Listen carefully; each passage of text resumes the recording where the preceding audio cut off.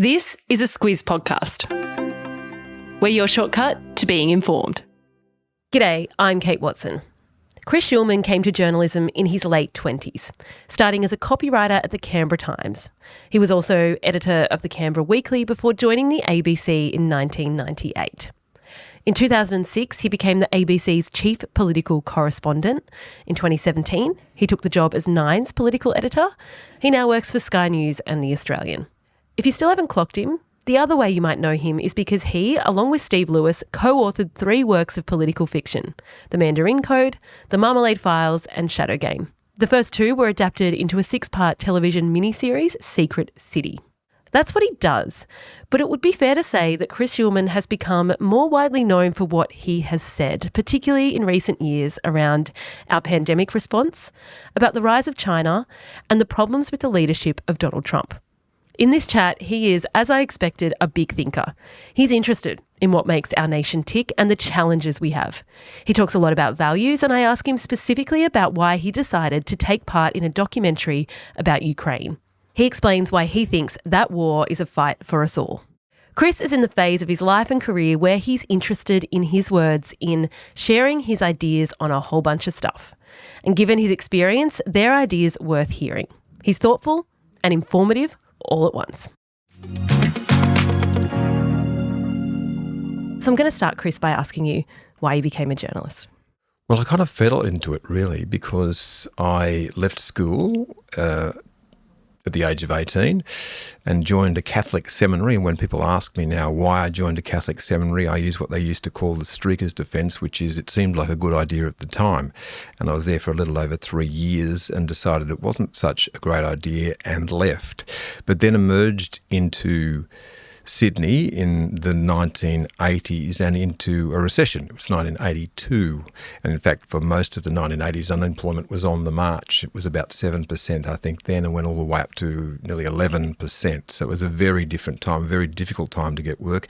And I found that my associate diploma in religious studies, which is all I had gotten so far, didn't really qualify me for anything. So I became a storeman and packer for a while, and eventually I decided I'd need to get some qualifications, and I went to the Nepean College of Advanced Education, which would go on to be the University of Western Sydney, but it didn't have such an august title then. But I didn't qualify for any of the payments, the government payments at the time, so I had to find work, and so I got work as a security guard, and then eventually, left Sydney in my 1969 Valiant. In 1989, I hadn't wanted to go home, but I had lost yet another job and didn't have anywhere else to go. So I packed everything that I owned into my car, went back to Canberra, started looking for work. It was really, really difficult to find any, and I got a job at the Canberra Times as a copy kid at the age of 29, and that's where it all began. So it was a circuitous path. So was it a little bit of an accident? It was an accident. Have you thought about what might have been? There were many might-have-beens, and the 1980s, for personal reasons and other things, were, a kind of decade, my whole 20s, that I'd rather not dwell on, frankly, because so many things. I found after I left the seminary, I constantly tried to make the right choices, or thought I was trying to make the right choices and made the wrong ones over and over again. So, really, for me, it was at the age of 29 when I made that journey back to Canberra that things started to go right. And from that time on, things went very right. I got very, very lucky. I think I made some good choices, but I also feel like I was genuinely in the right place at the right time. That's what I wanted to ask you, I guess. When did it kind of click for you? Because, your credentials speak for themselves. This is your calling, it would seem, and I think you might agree with me. When did it click that this was the thing that you should be doing? One of the priests in the seminary, a guy called Jimmy Esler, who was a tremendous canon lawyer, and what had happened before he was in the studied in the same year, I think, as Gough Whitlam, so going back a very, very long way. And he had been hopeless at everything, he said, but then he found the law and couldn't do it badly. And it was one of those things, when I got into journalism, I found that it just felt like a natural fit to me. And if I was to draw a line from the seminarian through to the journalist, and people can think what they like about this because people have very low opinion of journalists, but I went into the seminary thinking I was trying to seek the truth, and I went into journalism thinking that was the sort of thing that journalism did. It was in search of some kind of something that was true amidst all of the noise. And so I could see, at least in my own mind, a path through that. Other people could make up their minds about it. I find that really interesting because I've followed your work for a really long time. We've never met before, but met today. I know a lot about you. For that. I've read your stuff. I feel like I know you a little bit through the way that you do your job. It seems to me that you have had a commitment to journalism as a truth-finding mission, but also asking the big moral questions. And I guess that's the line you're drawing between the two things. Like, you're curious about, bigger things than just the daily news and the day of the news and reporting on the news. And that, I was going to ask you actually, is that something that you've grown into? But it seems like it's something that was with you from the beginning. One thing I do believe very strongly is that most people are good, and that's actually very strong in the Catholic tradition. There are different traditions in the Christian church. Lots of bad things came out of Christianity, lots of good things came out of it. One of the things in Catholic theology is a sense that people are fundamentally good. They might be wounded by sin, the Catholics would say, but they are fundamentally good at heart. To me, I think is a profound insight. I think that people are, and that's been my experience of them. Most of them. And so that's one of the foundation stones for it. And to have an empathy with people as well. The problem with the trade is that it can be really, really hard on people. And in politics in particular, it can be really, really hard on people. And I think the times where I felt I might have failed in my job, and there have been a few times like that, it was when I lost sight of that. Let me talk to you then about Donald Trump. You had a bit of a moment around Donald Trump. I think it was 2017, a report you did out of, was it the G20? The G7? It was, yeah, coming off the back of the G20. We'd come from Hamburg and we were in Paris at that stage. So you did a report, and I might read you back what you probably remember it very vividly, but for the audience's sake, I'll read you back what you said, and perhaps you can reflect on this empathy point a little bit. In it, you said, we learned that Donald Trump has pressed fast forward on the decline of the United States as a global leader. He managed to isolate his nation, to confuse and alienate his allies, and to diminish America. How do you reflect on those statements now? Now we're looking at, a second Donald Trump presidency, perhaps. Yeah, I feel exactly the same way. I've not changed my opinion at the time. And I was actually willing to give Donald Trump the benefit of the doubt. In 2016, I'd been in the United States. I'd been down to see the people who follow him. And when you went down to a place like Logan in West Virginia, which has been destroyed by time, the passing of time, by the arbitrage of economics, liberal economics, and by globalisation, the lifestyle that they once enjoyed has completely gone. It's a former coal-fired, coal digging area. It's extremely poor now. It's set in a beautiful setting, but there are burnt out houses in the streets of Logan. It has all the diseases that follow with poverty, morbid obesity, drug abuse, you name it, they've got it. And they felt like they've been abandoned by both major parties. And Donald Trump didn't appear to them to come from the major parties. He was a vandal, and that's precisely what they want. For them, Donald Trump was a logical choice. They didn't want him to go to Washington and fix it. They wanted him to go to Washington and burn it down. And that's why people think, why do they stick to him? That's all. Everything he does is a proof point of that. That's why they stick to him. And you have to actually understand the lives that they lead and where they've come from. Their real wages haven't increased since the 1970s. The vast majority of the population is unemployed. Their societies have been destroyed. So that's where that visceral rage comes from. So I understood it. I didn't agree with it, but watching him on the world stage as an Australian journalist, from my point of view, the most important thing is the alliances that the United States has built.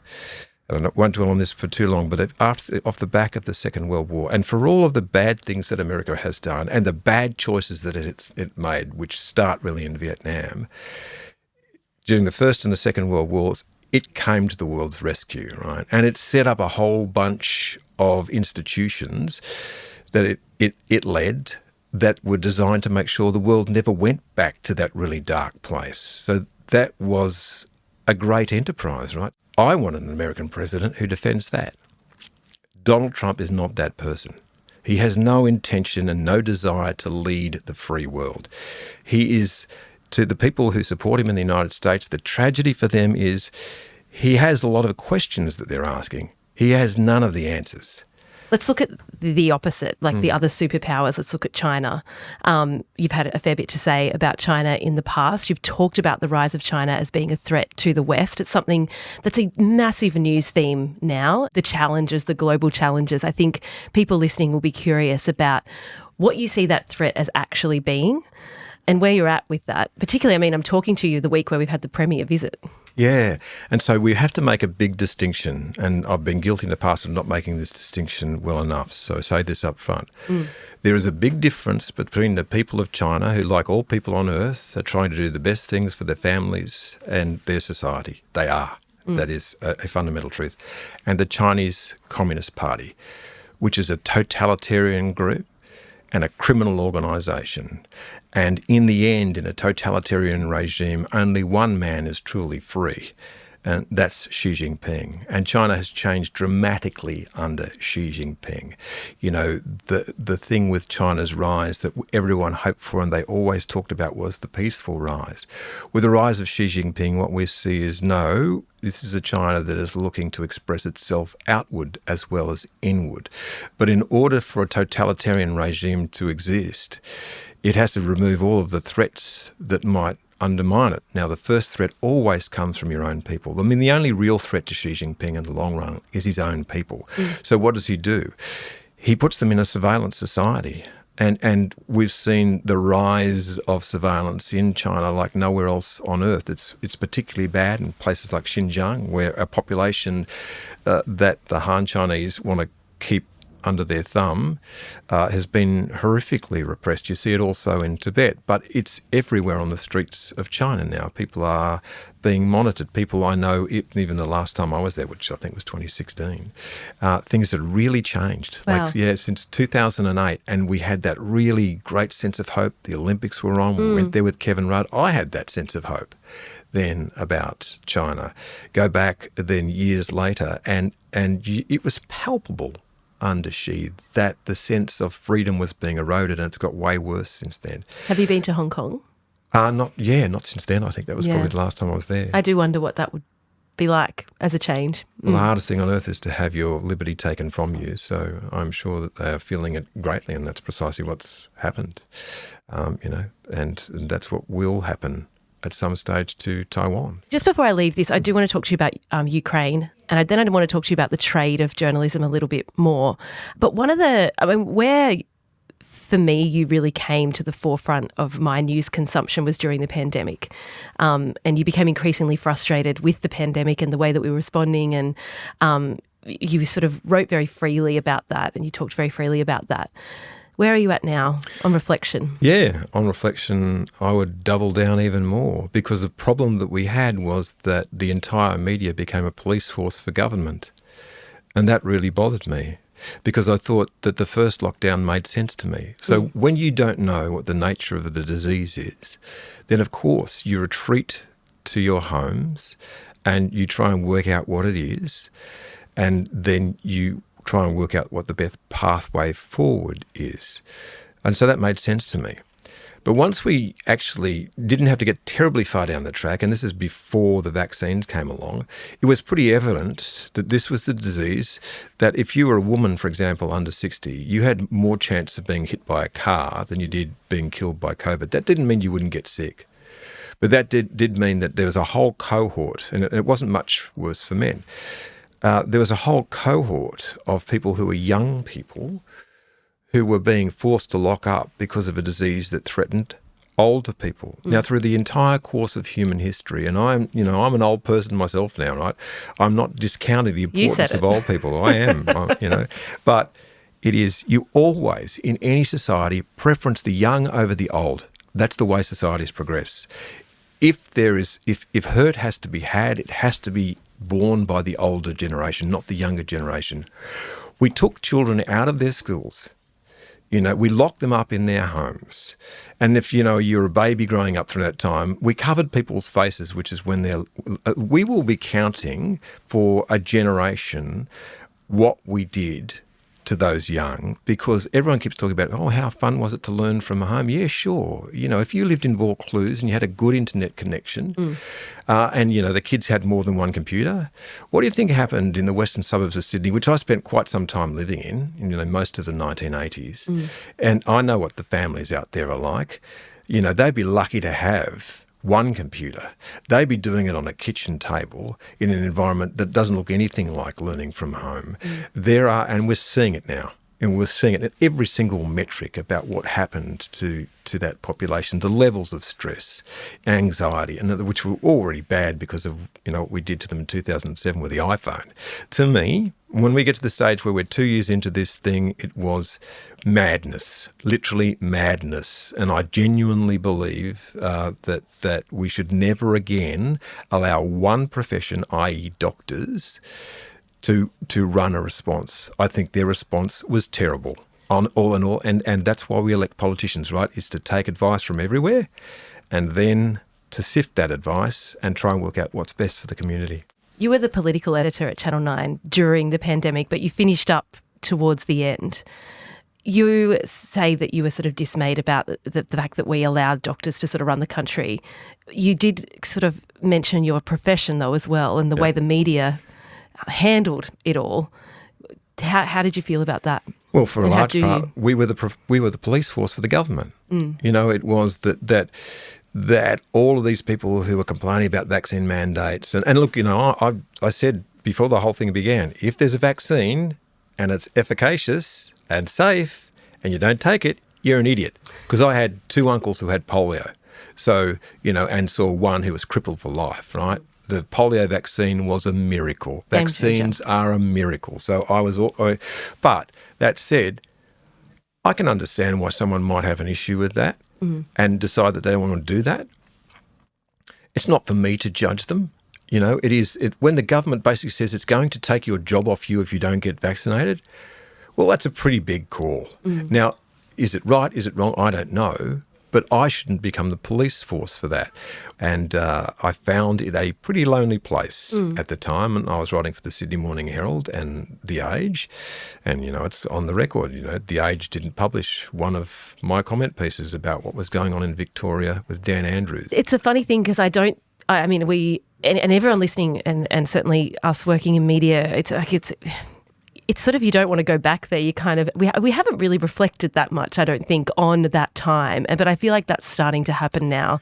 And as you say, the data is starting to make us reflect on what has happened and what happened to kids and all of that. I think that's starting to happen a little bit more. Yeah, but the thing is, we should have a Royal Commission, right? If you're going to have a Royal Commission about anything, you'd have a Royal Commission about that. I did mention that you stepped away from journalism. You had a year off in the end-ish. Yes, yeah, I did. You said you were retiring. Yeah, I did. But you are back. I meant it. It's a bit like Dame Nellie Melba. So, I might retire again one day and come back again one day. But, you can only do that so many times. I meant it. I was tired, and I think it was maybe part of a post-COVID thing. And my contract with Channel 9 was up. I didn't want to do another 5 years or sign any kind of a contract with anybody. And I wanted to go away and have a bit of a think. And then someone came along and said to me, do you want to make a documentary about Ukraine? Because we've got the money to do it. We don't have someone to present it or write it. And I said, sure, I'm not doing anything else. Seems like a good cause to me. We're going to take a little break and we'll come back and talk about that very thing. Chris, you travelled to Ukraine last year. You made a documentary in which you've already mentioned, Forged in Fire, it's called. It was independently made. How did you come to be part of it? Why was it so important for you to come back from retirement and be part of it? Once again, it starts with me doing not anything very much. And then a guy that I knew contacted me and said there's this company called Screencraft, which is based in Fyshwick in Canberra, that I didn't know anything about, which did mostly advertising and is run by Michael and Justine Fardell. And they had raised money, and it's basically raised by the Ukrainian community to make a documentary about, and it was very specific. What we wanted to do was to make a documentary about the things that Australia was doing for Ukraine, and not just on the Bushmasters, which the government was sending, but how individuals were trying to make a difference. And I had a pretty strong view on the way that that Putin had invaded Ukraine. I don't buy the idea that it was just the expansion of NATO. If you read what he wrote before the war, he essentially doesn't believe that Ukraine exists and intends to take it. He wants to recreate Imperial Russia. And if you speak to people in the Balkan states, they are terrified that once he's finished with Ukraine, that he's coming for them. So I went off to make that, and it was unashamedly pro-Ukrainian exercise. I was going to ask you, so, and how does that sit with you? Like, how did that sit with you? Yeah, look, the thing is, I got out of daily journalism, and the things that I intend to do from now on are unashamedly things where I've got a fairly strong view about stuff. Mm-hmm. And so, and of course, if you go looking for that, you're going to find it, right? If you go looking for something else, you'll find that. So I'm being perfectly frank about it. That was the exercise. But I went looking for the spirit that made the Ukrainian people stand up, and the people that wanted to support them in that. And and there are now, there's some real issues with President Zelensky, but at the time he had an option. He was given an option by the United States. They would have taken him out of the country. And I'm pretty sure if he hadn't said, I don't want to ride, I need ammo, things would have been very different. Putting your reporter hat on now, I guess, going to Ukraine, help people listening understand, what is it like there? It's extraordinary. So you can't fly into Ukraine. The airspace obviously is closed. So you have to get a train from Warsaw. That train trip takes 15 hours, and it's one of those things. So you say that's obvious, but I don't think that would be obvious to a lot of people. Yeah, well, yeah. You can't. Yeah. So it doesn't matter who visits there. They go by 15 hours. Yep.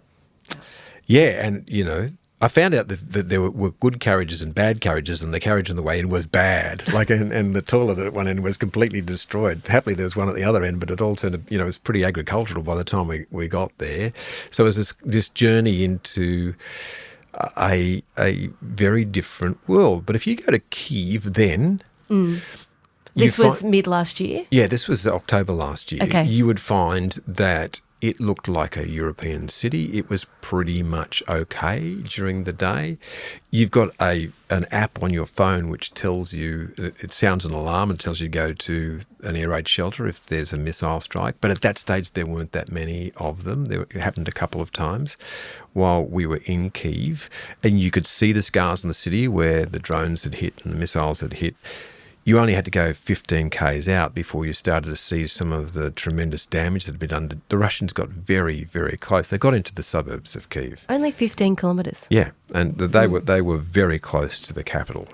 But then as we headed south and east, the countryside changed quite dramatically, and we got to within 6 kilometres of the front line to meet some of the people in the trenches, and there it looks like Mordor. It is First World War with drones. So, and it is an extraordinary fight. We also, we did this when we were out via the UK, and we met the Australian troops who were training the Ukrainians to fight in these trenches. They're conscripts too, don't forget. So these people get called up to war, and they had to be at that stage over 26 or 27. Now they're starting to lower the age, and what they're doing is what I was talking about before.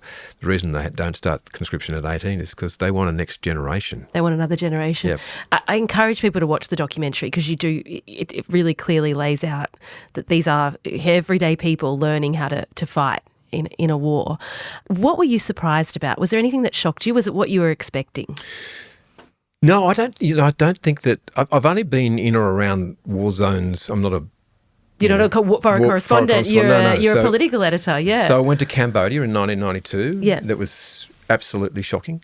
So I had some idea of when, as I say, people are basically good, but we're also capable of the most inhumane, like things that you can't possibly begin to imagine that people will be prepared to do to each other.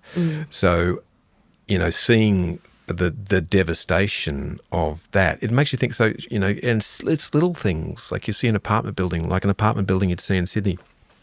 The wall's blown out, and the refrigerator is hanging literally by the cord, so at some stage it's going to fall. And you think, that's somebody's life, like somebody's house. And, you know, imagine they had hopes and they had dreams like everybody else. And we met people like that. So, but what it was extraordinary and what stands out to me in that is that the courage of people, which is, so when the Russians were invading, you could basically turn up a police station, say, I want a gun, they'd give you one and you can go out and fight. So it's the people organised first. And why? Because they don't want someone to tell them how to live. And I think you've characterised this war as a war on the West, but also a war on values. And I can hear it. I can hear how passionate you are about this. Explain to people what you think is at stake here. It's precisely that. It is precisely the choice to be able to live your life within the bounds that any society lays down as freely as you possibly can, to make your own choices, to make your own mistakes, to have that freedom and not have someone else's will imposed on you into every aspect of your life. Look at Xi Jinping's China. If you don't fit into that now, it's a social credit scheme. So if you become any kind of dissident, if you break cover in any way, and that could be something you said online, you start to lose points, you can't catch a bus, you can't commune with the rest of society, you're under surveillance. Who wants to live like that?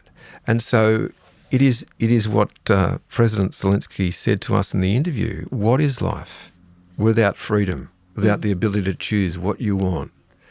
Where you want to go. What is it? It's nothing. That's the choice. You know, like I say, there are a lot of problems with democracies. There are. You know, we all know that.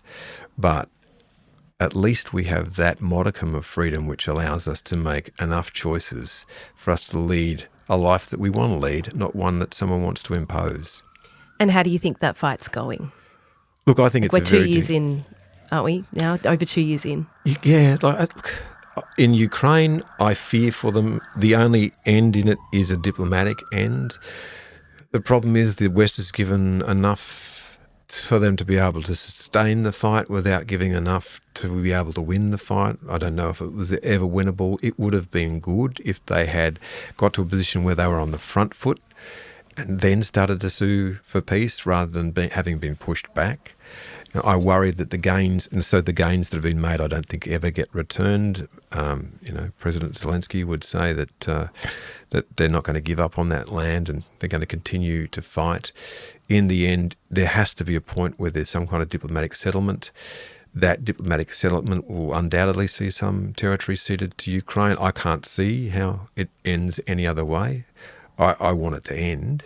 You know, I met those recruits, and I also now know people in Ukraine who are under recruitment age, and I hope it ends before they get called up. What is the toll now? In the hundreds of thousands, but neither side will tell you. And, you know, there's a massive toll of young Russians as well. And I don't know necessarily that that's the way that they want to end their lives. And so, but clearly it's not just Putin's fight. Clearly there's a long tradition in Russia of having as much concern about what comes from the West as we would have, because what came from the West was Napoleon. What came from the West was Hitler. So, you know, Putin's managed to convince them that NATO falls into that kind of category, and I think that there would be a large percentage of the population that probably is signed up to this as a war that is necessary. So I think it might go more deeply than Vladimir Putin, but certainly he's the architect of this whole thing. And again, this is what comes, you know, as I say, I basically believe in the decency of humanity, but I also believe there is such a thing as evil. And it's expressed in people who want to control another person. That could be in a relationship, could be the person who wants to control the way that you live, or that could be someone who wants to control the way that everybody lives. It's the same impulse. It's the same impulse. It's just at what scale is it? Yeah. Is it implemented, I guess? Just to finish on the Ukraine question, you deliberately were involved because, and as you've mentioned, because it was about connecting Australians with Ukraine and the experience there. Was the intention to sort of put it on the map a little bit more here? And do you think we're doing a good job of paying attention to that conflict and to that war? Well, the thing is that what it does is when you have that kind of immediate threat, It strips things down to their very barest, which is live or die, liberty or death, and you understand what's worthwhile in life and what you're prepared to fight for and die for. Now, the thing that I want, I guess, to get across to Australians is we're living in a really interesting time in the West. There are people who question the very foundation stones of the institutions on which we stand because they have a history. And some of that history is very bad. There is not a shadow of a doubt that the original sin of settlement in Australia is dispossession, and that must be settled. But the great thing about a democracy is its capacity to reflect and correct. That's what makes it a better system than others. But, in 2024 in Australia, I wonder what it is that we think we are as Australians. What are the things that we value? What are the things we actually all agree on? We're pretty clear now, I think, on what we all disagree on. But what are the foundation stones? And that's what I say about losing that sense of purpose. So we had a sense of self, and I do think that we have lost a sense of that. We need to have it, because the issue now is not with China and it's not with Russia, because superpowers will do what superpowers do. We need to be strong enough to know what we stand for in order to fight what they stand for. We need to find the ground under our feet in order to be able to stand strong. And I don't think that we could articulate, I don't hear anyone articulating what it is to be an Australian. And now, is it the responsibility of our political leaders to settle that sentiment? It's our responsibility as citizens to help settle that sentiment. Do you see anyone articulating it? I mean, you just said there's no one articulating it clearly, the Prime Minister, the opposition leader. Do you see anyone really leading that sense of value, what it means to be an Australian and a sort of a guiding light, I guess? Yeah, and I think that the unfortunate thing about this is it's just become another battleground, and when you start talking about these things, it tends to be something that, gets written up a lot on the right and dismissed by those in the left, right? So no, that's not true. None of that actually matters. But, I remember sitting down years ago with Clive Hamilton, who used to run the Australia Institute, and Clive was a really, really very, very effective left-wing firebrand. He ran the Australia Institute. He was extreme, I thought, on climate change. He was an absolute warrior, and he called me. I liked him though. He called me one day and said, "Look, we need to meet for breakfast." And I thought, "Oh God, I've done something where Clive's going to lecture me about something." This is something, and we're going to disagree again. And he said, "I'm really worried about China."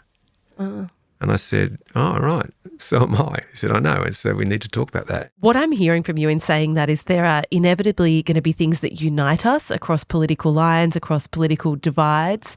However, I'm interested in the point that you make about disagreeing, and how do you make sure that you are disagreeing and that I assume as a journalist you want to be disagreeing. How do you make sure you're challenged and your views are challenged?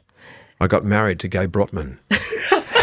I was hoping you might say that. I'm glad you brought her up. But you're married to a former Labor politician. Yep, that's right. And I'm sure you don't. I've often wondered, knowing that, how often you disagree.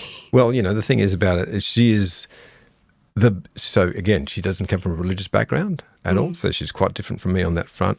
But she has the best human values in anyone I've ever met. So you won't meet a better person, someone who tries harder to do the right thing. That is absolutely ingrained in her, because Gay has such a great depth of humanity. She helps me look at things in different ways. You're now at Sky News and The Australian. News Corp's a place you've been quite critical of, actually, in the past. Yes. Or perhaps maybe that's not the right way to put it. Just that's true. Actually, News Corp, it actually was News Corp as a whole entire organisation, less so the actual individual journalists and less so the individual reporting. You did say to me, though, that you are interested in being somewhere where you can more opine than report. How do you distinguish between the two? Yeah, so the thing is that when you're reporting, and I think that the best advice I ever got from an editor was the first one I had, Crispin Hull, when I finally get the job, get the cadetship, and he said two things: be fair and be accurate. And I think that I would add to that: be fair, be accurate, be clear. in the way that you write. Learn to try and master the English language and understand that there are different dialects in doing it. So if you're writing for a newspaper, a news report, it's different from doing a radio news story, and doing radio current affairs is different from doing radio news, and doing television current affairs is different because you add pictures. So I think in doing daily journalism, what you have to understand is you know what your biases are. Everybody has them. There is no such thing as a entirely objective world. It doesn't exist. But you can attempt to try and understand what people are talking about and accurately and clearly reflect what they're trying to say. That, to me, is reporting. And the problem in the ABC is that you're allowed to do analysis, but you're not allowed to do opinion. This is a very fine line. So that's the line I'm interested in. And I think, this is News Club. This is the place to go for conversations about the news. This is an audience of people and people listening who are very conscious of what they're reading and whether they can trust it or not. And a lot of the reasons that they come to us at the Squiz is to go, we don't have an agenda we're going to push. You can trust us. We don't try and blur the lines between opinion and reporting and opinion and fact, and we just don't do that. How do you see that now? For a consumer, like how would you say, come to Chris Uhlmann for reporting on this, come to Chris Uhlmann for a commentary on this? Do you think they're two distinct things, or do you think you're more of an analyst, I guess, in the ABC sense of the word? I'm much more I absolutely am in the opinion sense of the word at the moment, is in the sort of twilight of my career. So that's a clear delineation. Yeah, it is, because the thing is, analysis in the ABC, come on, it's somebody's opinion, right? It's just you've got to be very careful about the way that you express it. And I certainly was guilty of transgressing at times when I was in the ABC, as I was reminded. But in any event, the thing I think you need to do is read widely. Unfortunately, and there's an entire other conversation, is what we have seen with since 2007, when the internet went in everyone's pocket, the broadcasting world and the print world changed forever. Because what happened was the big barriers to entry in broadcasting were always money. So, it costs money for a printing press and distribution networks to put out a newspaper. It costs money to get satellite time to do television. All of a sudden, anyone can do it. The price drops to zero and everyone's doing it. The only thing I would say is you are way worse than we ever were. You say things and do things online that we were never allowed to do. So it's great. I can go to conferences now where people talk about terrible journalists and they say, you're all journalists and you're really bad at it. So what do you have? I laugh, but it's really not funny, because it's not funny news at all. is incredibly challenged. What do you think the greatest challenge is? I'll ask you that, and then I'll ask you, what do you think the opportunities might be? The greatest challenge is the collapse of the commercial media. Might think, that doesn't really matter. We've got the ABC. You need way more than the public broadcaster in terms of having a good, healthy ecosystem. If you're in the United States, you will always have some organ that's commercial that will survive, like the New York Times. I subscribe to that. I subscribe to the Washington Post. I subscribe to the Wall Street Journal. There are people like me around the world that do that. So they'll always have a big subscriber base. So they'll survive. In Australia, no one external to Australia is buying, the Sydney Morning Herald or the Age or the Australian. So it has to survive on the dollars that are raised here. In the advertising world now, online, 80% of the revenue goes to Google and to Facebook, which means that 20% that's left. So what's happened, we've seen a catastrophic collapse in the commercial media in Australia. And at the same time, because everyone's searching for eyeballs, although those organisations already did tilt in one direction or the other, they've pitched to their audience. So everyone's now living inside their own little ghetto and they only want to hear from the people who think like them.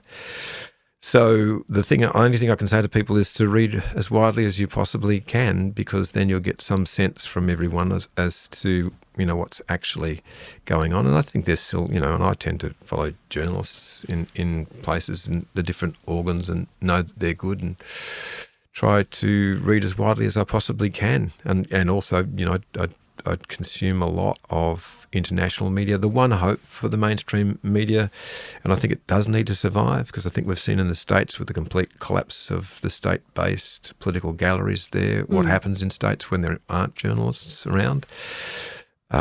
So I just, I really hope that there might be some sort of flight to quality, that people will think, I will pay for this because I know at least they have had a crack at trying to prove whether or not it's true before they published it.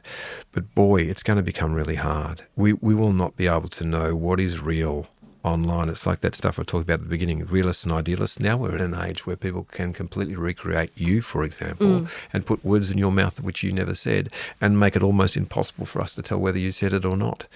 And that's going to be an extremely challenging world. We're nearly at the end, Chris, but I wanted to ask you, and as I promised, I would ask you, what are you hopeful about?